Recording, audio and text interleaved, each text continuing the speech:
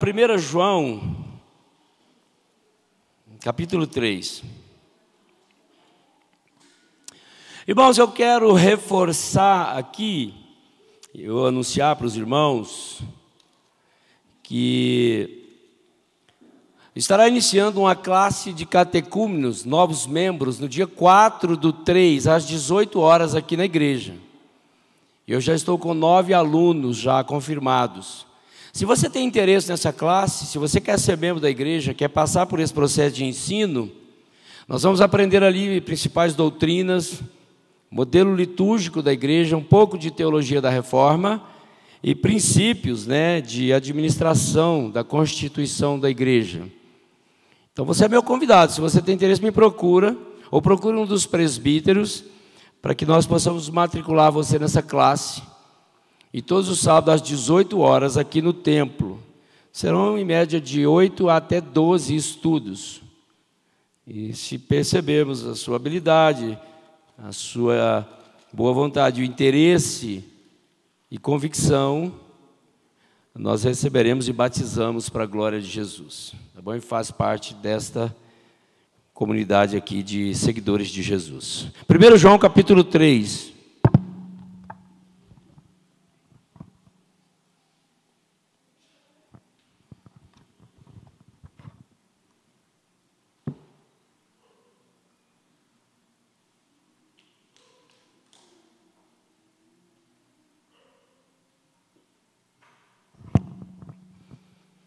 Vamos ler responsivamente até o verso de número 6. Vede que grande amor nos tem concedido o Pai, a ponto de sermos chamados filhos de Deus. E, de fato, somos filhos de Deus. Por essa razão, o mundo não nos conhece, porquanto não o conheceu a Ele mesmo.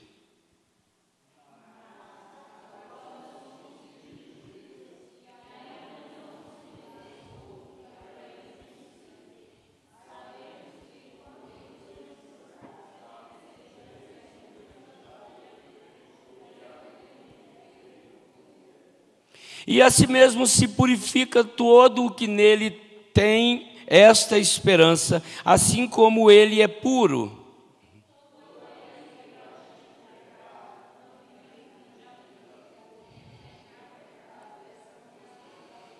Sabeis também que ele se manifestou para tirar os pecados, e nele não existe pecado.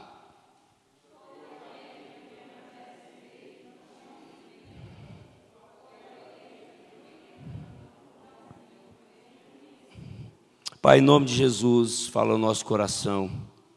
Tem misericórdia de mim, ó Deus. Edifica o teu povo pelo poder da tua palavra. Assim oramos crendo em nome de Jesus. Amém. Muito bem, conforme temos anunciado, seguiremos hoje falando sobre Deus e eu e a santificação. Esse processo que começa na conversão e caminha com você até a glorificação. Lembrando sempre, e eu quero frisar isso no seu coração, que nós somos extremamente desafiados a cumprir essa missão da santificação. Nós somos estimulados, vários meios, a desistir da fé, a recuar, a desanimar nesse processo de comunhão. E eu penso, irmãos, que não há nada mais triste, caótico, para um cristão batizado no Espírito, deixar de ter esse envolvimento com a comunhão com Deus e com o seu povo. E não é à toa que a gente pensa numa exegese, numa interpretação do coração da igreja. Porque a gente percebe irmãos carentes, distantes, talvez extremamente famintos, por esse senso da adoração. mas desanimados, talvez desestimulados ou cansados emocionalmente, espiritualmente. Mas é extremamente preocupante ver irmãos tão distantes, tão insensíveis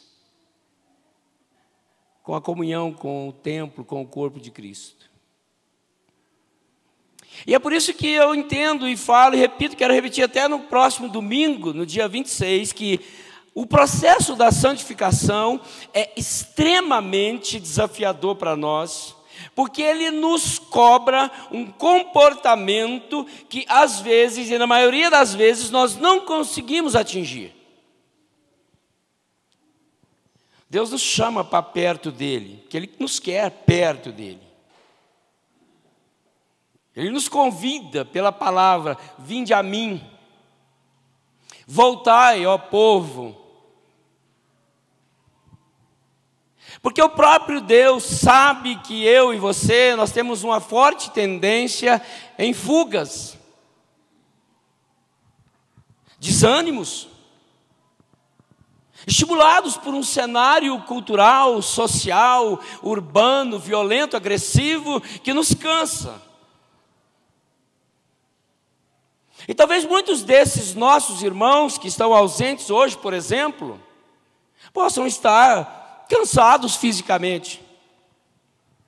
Não consigo aguentar 1 hora e 15, 1 hora e 20, 1 hora e meia de culto no banco duro. Eu penso que isso é algo original, que possa estar acontecendo. Mas me preocupa muito a distância de alguns da adoração, da comunhão, do desejo de estar aqui, levantar a sua mão e dizer: santo, santo, santo é o Senhor. E é por isso que eu insisto que é um desafio para nós, irmãos.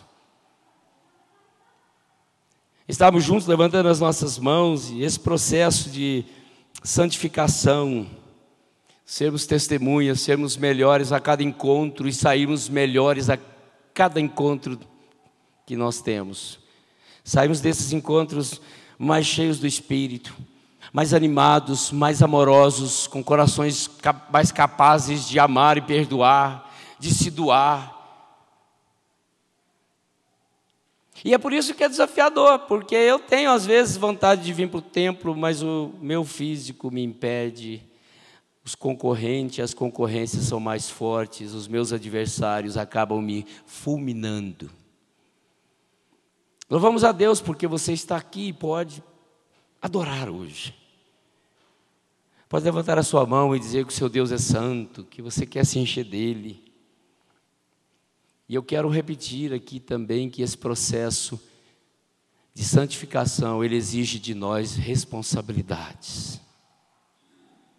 Nós precisamos fazer parte dele. Nós precisamos ter iniciativas. Nós precisamos estar atentos, nós não podemos ignorar o nosso senso de inteligência. Deus nos criou a sua imagem e semelhança, e nós temos consciência disso. Domingo que vem nós vamos estudar na escola dominical sobre o Deus que se revela, e o Deus que se revela lá na criação, e nós não podemos ignorar isso. Os fatos são tão claros que é impossível, e diz Paulo na sua teologia aos Romanos, no capítulo 1, que é indesculpável o homem que troca a sua adoração, porque ele conhece o adorador, o verdadeiro Deus, ele conhece o Criador de todas as coisas, e ele apenas está distorcendo um princípio de adoração. E aí Paulo diz que esse é indesculpável, porque ele sabe que existe um Deus único, Criador do universo. Portanto, queridos, então, não abre mão da sua participação nesse processo. Use a sua inteligência, tenha as suas iniciativas para se aproximar cada dia mais do seu Deus e participar ativamente desse processo de santificação na sua vida. Você é responsável, você tem que agir. Nós olhamos aqui para essa carta do apóstolo João, escrevendo aqui às igrejas da Ásia, especificamente a igreja de Éfeso. Um pastorzão, João, aquele apóstolo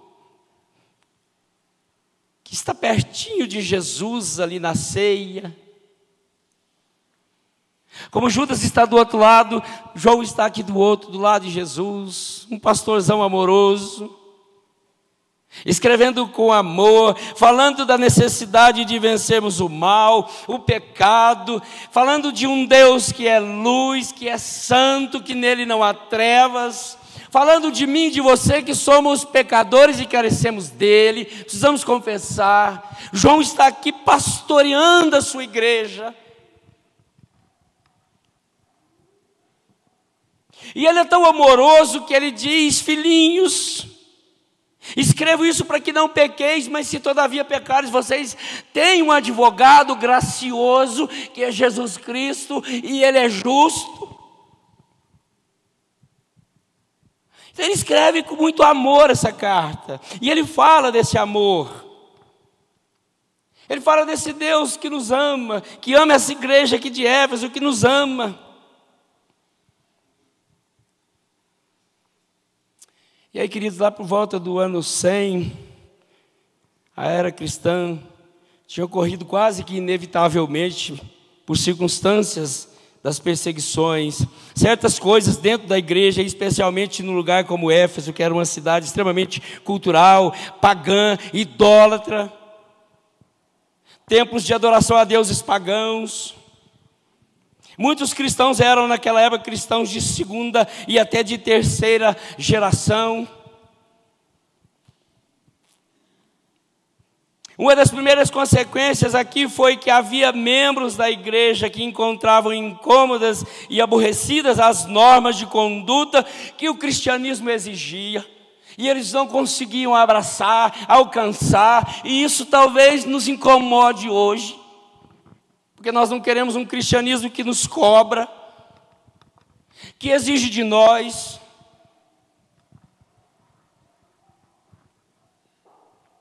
Eles não queriam ser santos no sentido do Novo Testamento.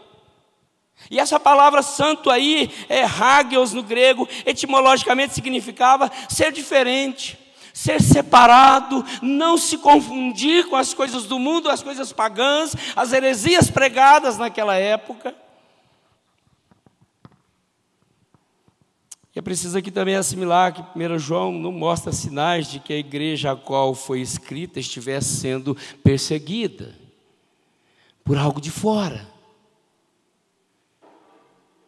Nesse sentido, então, nenhum perigo de violência de fora ameaçava aquela igreja. O perigo, como se tem dito aqui, não era de perseguição, mas sim a sedução, porque surgia de dentro da própria igreja. E Jesus havia antecipado isso para o apóstolo João. Diz Jesus em Mateus 24: levantar-se-ão muitos falsos profetas e enganarão a muitos.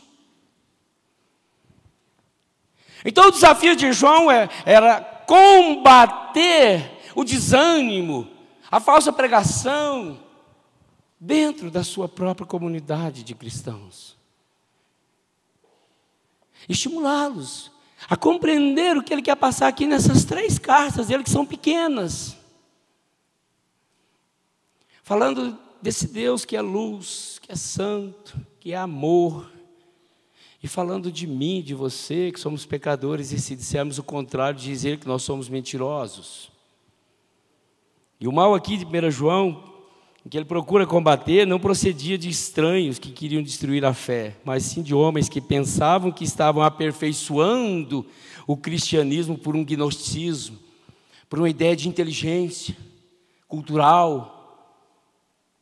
E João bate muito forte, pregando aqui que é o pecado que precisa ser extinguido de dentro da igreja.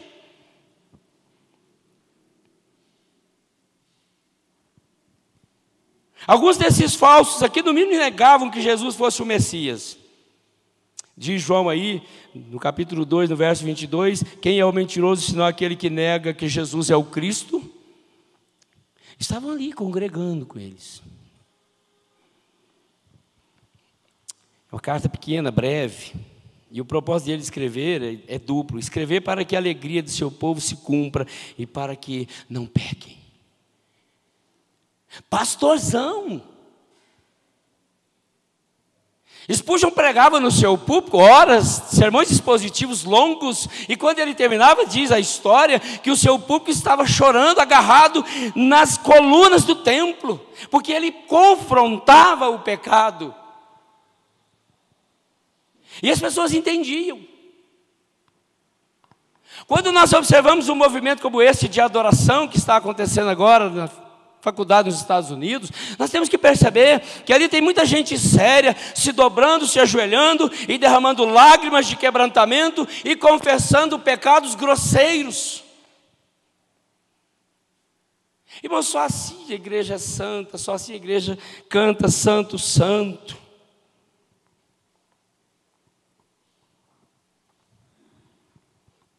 João tinha uma convicção: Deus se revela, se entrega a si mesmo, que Deus é luz e não há trevas, que é amor e não é ira ou ódio. E, irmãos, prestem atenção que nenhum outro escritor do Novo Testamento formula uma demanda ética tão enérgica como João, e nenhum escritor do Novo Testamento condena com tanta dureza uma pretendida religião que se traduz numa ação ética pura.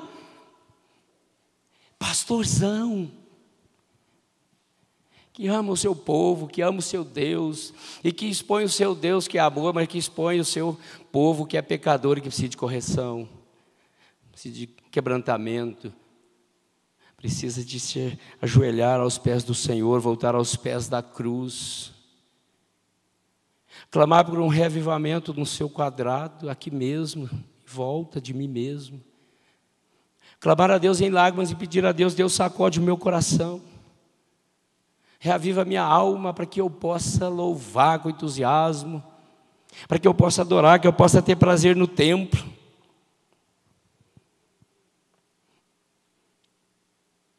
João então está escrevendo para esses santos, mostrando para eles a necessidade de serem santos, diferentes, águios. Deus e eu, essa vida mais santa. Aqui nesse texto, querido, nós enxergamos primeiro o santo. Veja bem que é pesado. O santo, ele é ignorado pelo mundo.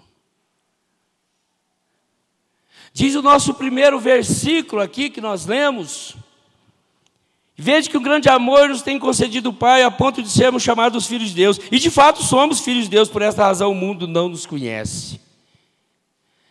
Sabe que parece aqui algo estranho, porque nós somos amados de Deus, somos filhos dele, e o mundo não nos conhece, o mundo nos ignora. Não é estranho? Talvez é difícil para mim e para você, mas como assim? Eu sou filho de Deus e eu sou ignorado pelo resto, o mundo que não conheceu a Deus. E ele diz aqui, o mundo que não conhece, o mundo que não adere, o mundo que não teme.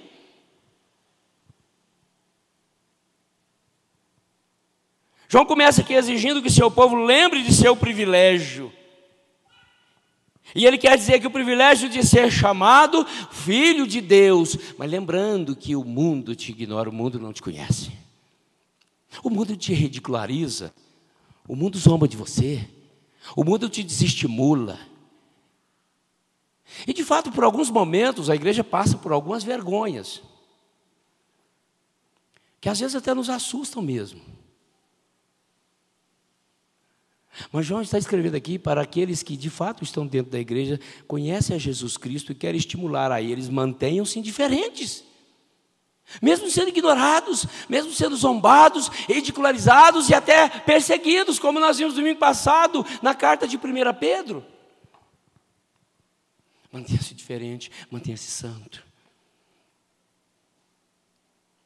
Eu não sei você, mas eu sou muitas vezes extremamente desafiado a deixar essa bobagem de cristianismo, como diz Richard Dawkins, o pai do ateísmo. A igreja não tem mais crédito. Muitos chegam para não, a igreja brasileira, a igreja evangélica não tem mais crédito, eu não acredito mais. Mantenha-se diferente. Mesmo que o mundo continue não te conhecendo, não te reconhecendo, não te dando o credencial digna que você tem, que é aqui, segundo o apóstolo João, filho de Deus. E esse é o privilégio que você tem que enxergar aqui logo nesse primeiro momento, que mesmo sendo ignorado, não reconhecido pelo mundo, Deus te abraça, Deus te acolhe, Deus te ama. É por isso que Ele te quer diferente, é por isso que Ele te quer mais santo. Assim como pertencer a uma grande escola, pertencer a um famoso regimento, a uma igreja prestigiosa, a uma ilustre família é uma inspiração para viver bem, mas ainda levar o nome da família de Deus é algo extraordinário. E é isso que o apóstolo João está querendo dizer para eles aqui, porque ele abre dizendo primeiro: veja que um grande amor nos tem concedido o Pai, a ponto de sermos chamados filhos dele. Meu querido, por isso que você precisa manter diferente. Por isso que você tem que lutar com esse desafio de ser santo. Você tem que ir às últimas consequências para provar que você de fato ama esse Deus. Ao chegar a seus filhos, e a chegar aqui a ser esse filho de Deus, é um dom de Deus, porque é Ele quem te acolhe. Por sua natureza, o homem é apenas criatura, porque Deus é seu Criador, mas pela graça o homem chega a ser filho. E você e eu temos esse privilégio. Você que está aqui nessa noite ouvindo isso, busque uma vida mais santa, mesmo que o mundo não te reconheça. Mantenha diferente. A segunda coisa que nós enxergamos aqui no texto, que o santo, ele contempla a Deus. O verso número 2 diz que, amados, agora somos filhos de Deus e ainda não se manifestou o que haveremos de ser. Sabemos que quando Ele se manifestar, seremos semelhantes a Ele, porque haveremos de vê-lo como Ele é.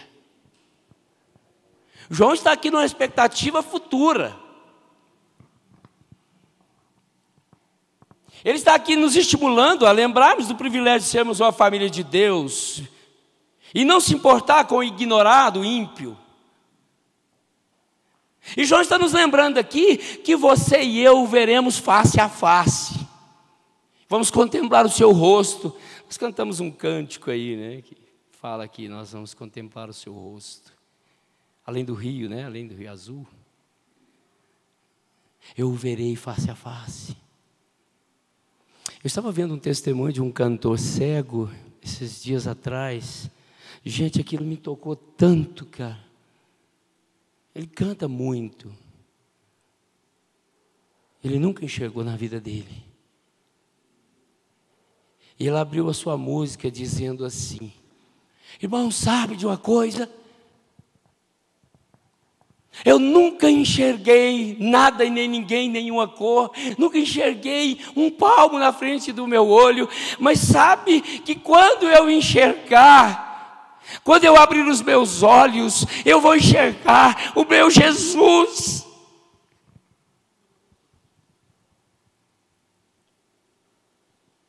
Aquilo me tocou tanto.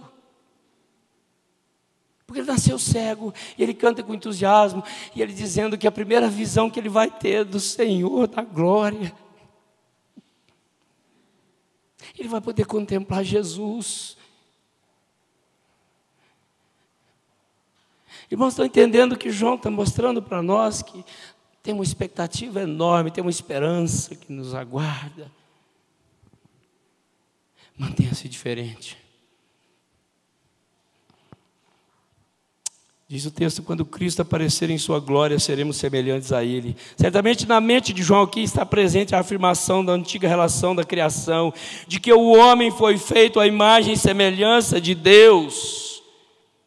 Isso vai ser restaurado, isso vai ser renovado, isso vai ser reavivado, isso vai poder ser contemplado por todos aqueles aos quais Deus chamou pela sua graça para ser os contempladores da sua face.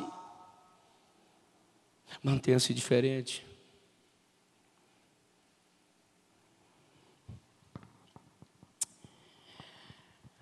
Ô irmãos, só temos que nos olhar em qualquer espelho para comprovar quão longe nós estamos desse destino que João fala aqui, porque às vezes nós somos tão fracos, tão tímidos, tão extravagantes com a nossa fé.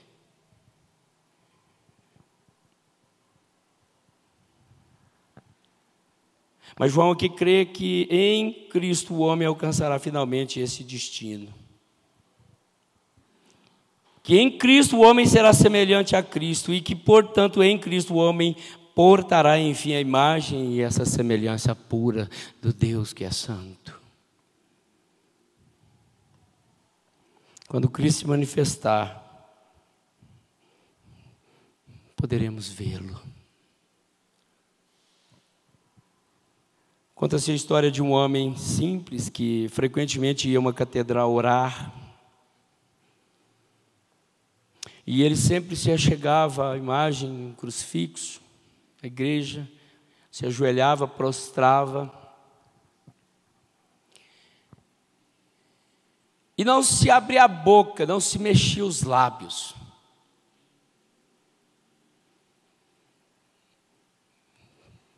E o sacerdote incomodou com a situação e foi até ele perguntar o que ele faria ali todos os dias, com tanto tempo, sem se mexer, sem abrir a boca, sem movimentar os lábios.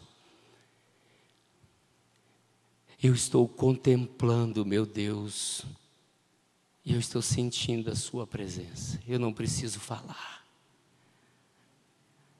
Isso é tão forte.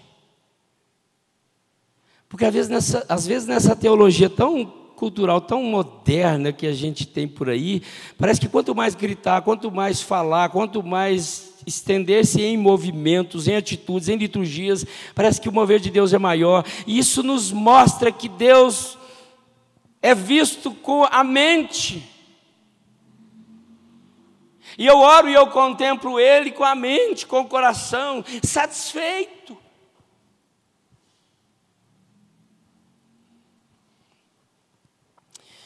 Terceira coisa que nós percebemos aqui, queridos, é que esse santo, ele é purificado por Deus. O verso número 3 diz que, e a si mesmo se purifica todo o que nele tem esperança, assim como ele é puro. O santo que tem essa esperança viva, ativa, pronto, usual, ele se purifica. Ele busca qualificação da sua fé, do seu testemunho, das suas atitudes, da sua ética. Porque ele quer ser parecido, ele quer dar esse bom testemunho. João aqui diz, faz o momento que a meta e o fim da vida cristã é a visão de Deus. E o cristão procura ver Deus e ser como Ele é. Mas não há nenhuma outra coisa que nos leva para mais perto de Deus e contemplá-lo de forma realmente profunda do que a purificação e a santificação. Não há. E às vezes, irmãos, nós precisamos quebrar muito senso de arrogância, egoísmo. Às vezes nós somos muito atrevidos.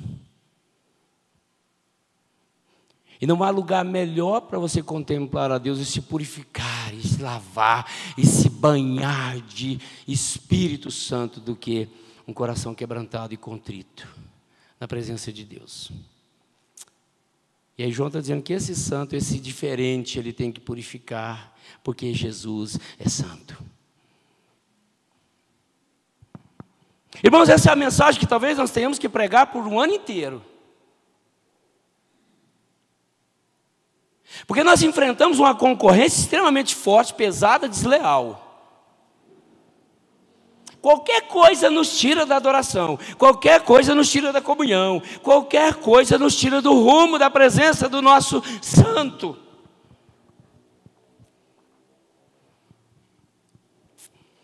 Diz o verso 3 que nele tem essa esperança, né?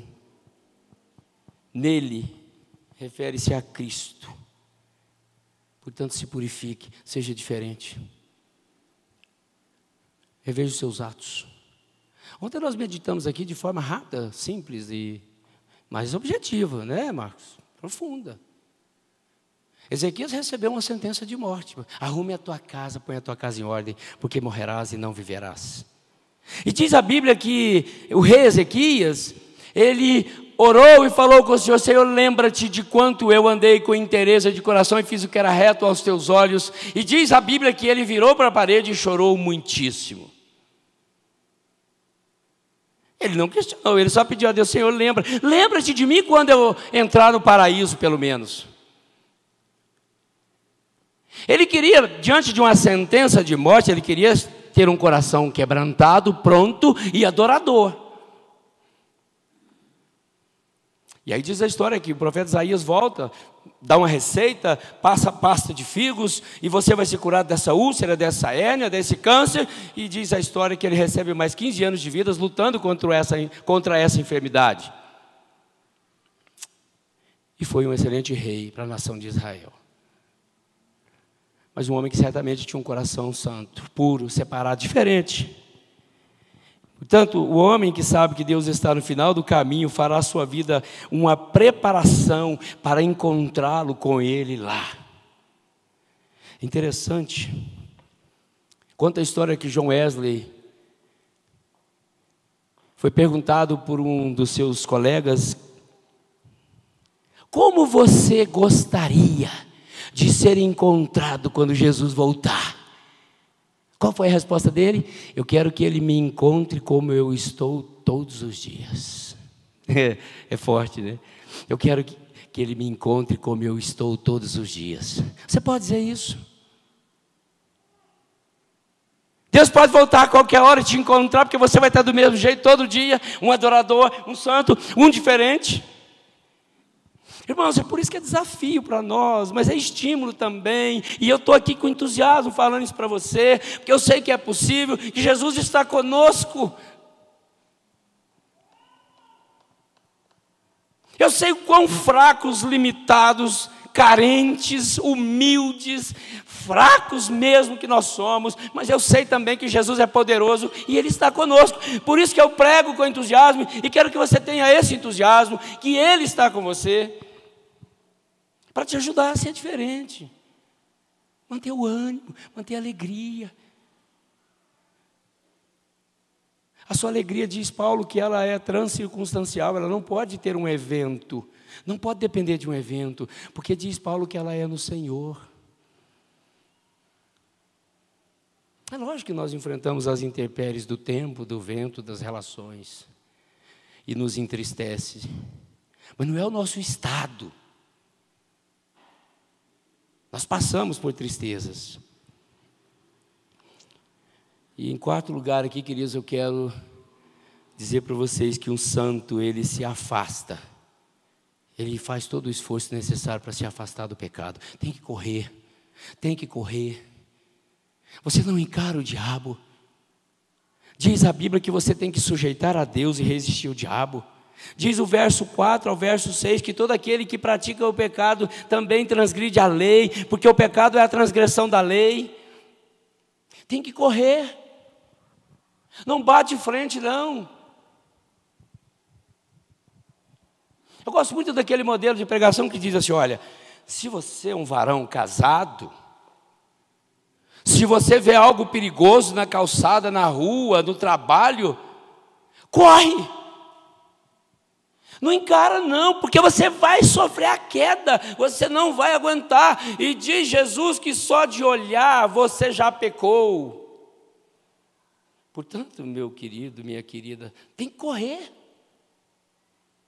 Sujeite-se a Deus correndo. Deus tem misericórdia de mim, Deus socorro, tem um perigo correndo aqui atrás de mim, o ladrão está perto demais, e ele está quase me tocando, tem misericórdia de mim. É isso, se afaste, corra. E se você não correr, você cai. Não insiste, porque você cai. É perigoso quando você vê, não, está sob controle, está sob controle, está sob controle. Não está. Porque o diabo é astuto, ele é forte, você não resiste. Portanto, corra, fuja. o santo ele foge. Aí, as perguntas que nós recebemos, diz primeiro aqui o texto, diz-nos o que é pecado. Pecado é a violação da lei, é o deliberado quebrantamento de uma lei que todo homem conhece muito bem. Isso é pecado. Quebrar a lei, quebrar aquilo que você conhece, quebrar aquilo que o santo fala com você, e você desobedecer. Aquilo que nós estudamos de manhã, o veneno vira objeto, o objeto ele vira agradável, ele se torna em dinheiro, ele se torna em coisas boas, riquezas. O veneno ele se espalha para o coração do homem, e o homem começa a ser, ou pelo menos querer ser igual a Deus. E esse combate é de João, é de Pedro, é de Paulo, das suas cartas. É de Judas combatendo os falsos profetas. E dizendo, foge desses. Foge do pecado. O pecado é isso, diz-nos o que faz o pecado desfaz a obra de Cristo em você. Isso que ele faz. Diz-nos o porquê do pecado. O pecado surge de não permanecer em Cristo. Ele surge porque você abriu mão da sua alegria, da sua responsabilidade de adoração. Diz-nos de onde vem o pecado vem do diabo. É dele. Diz-nos como vencer o pecado é derrotado porque Jesus Cristo destruiu as obras do diabo. Irmãos, o santo vive de Deus e vive para Deus. Eu quero concluir, mais uma vez, dizendo para você que você precisa ser diferente. Nós precisamos ser diferentes. E nós precisamos lutar com isso. Nós precisamos levar muito a sério Deus, que é santo. E Ele nos pede para sermos santos também. Portanto, esse processo, ele começa na sua regeneração e vai terminar só na glorificação, quando você encontrar com Jesus.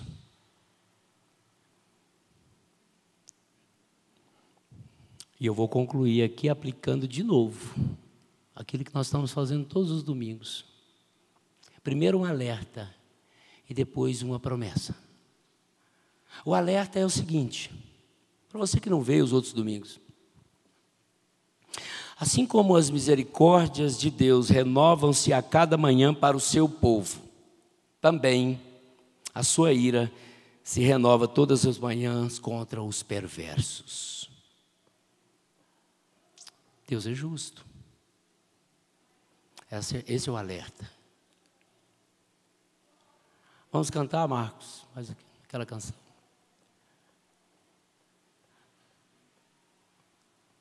Eu gostei muito desse Deus santo, santo. E finalmente, irmãos, a promessa que eu quero repetir aqui e vou repetir domingo que vem de novo. Há mais misericórdia em Jesus do que pecado em você. Gravou já, Beatriz? Legal, né? Porque é muito forte isso, é muito bom isso, é um estímulo. E é por isso que eu prego com entusiasmo. É por isso que eu quero encher o seu coração também de entusiasmo. Mas seja diferente. Mantenha-se hagios, santo, diferente. Vamos cantar esse canto, depois eu vou orar por todos vocês.